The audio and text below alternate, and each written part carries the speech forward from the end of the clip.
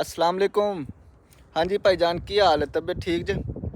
आयो तुहानू अपने फार्म की विजिट कराने। काफ़ी देर हो गई यूट्यूब ते वीडियो नहीं सी पाई, तो तुहानू काम दिखाने कित्थे तक पहुँच गया।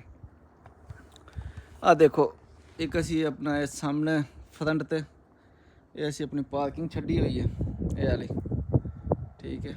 इस सामने असी एक बैठक टैब बनाई है, तो आ जरा ना साडा गेट हो गया। गेट जरा ना 11 फुट है, ठीक है। असी आ 2 कमरे बनाए न, ठीक है। तो आल असी बनाया किचन, ये साडा किचन बन रहा। ये साडा वाशरूम है, इत्थे साडी मोटर लगी है, ये असी होदी बनाई है, ठीक है जी। तो ये जरा ना माशाअल्लाह साडा काम इत्थे तक पहुँच गया जी। असी डंगरां वास्ते बनाए ने हाल।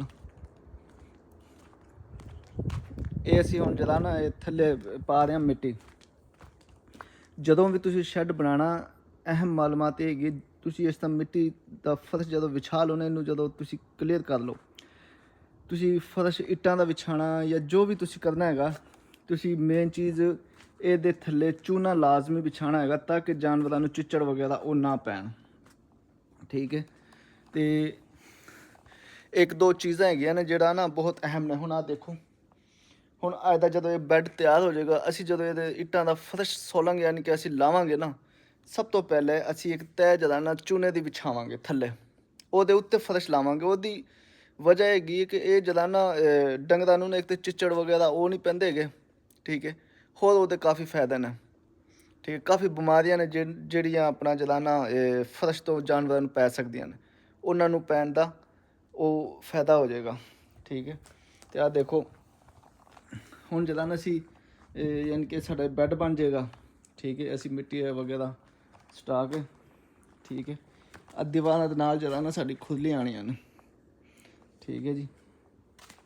ये जरा ना ये एरिया असी अपना रखांगे कच्चा, ठीक है, ताकि जानवर जरा ना बाहर आके कच्चे दे उत्ते बैण, ठीक है, क्योंकि असी बंकर विच नहीं बनाया।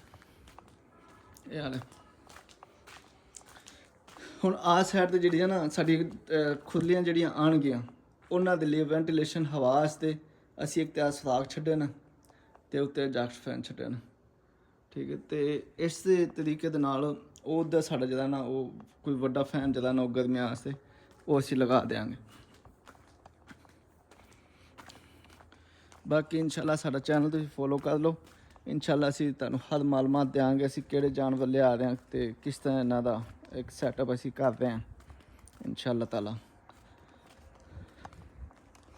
बाकी तुहाडे कोल एक चीज़ तुसीं अपना जहन दे विच रखनी जे, शैड जदों तुसीं बनाना ओहदे ते घट तो घट तुसीं खर्चा शैड ते करना।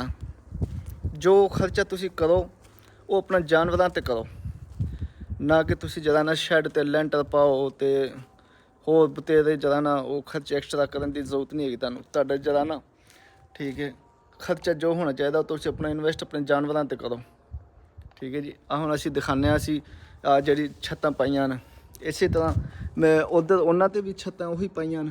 तो आ देखो, हुण मैं सिरकी जिहड़ी ना वांस दी पाई है, ये बड़ी बेहतरीन है तो मजबूत छत है, कोई परेशानी नहीं। आ देखो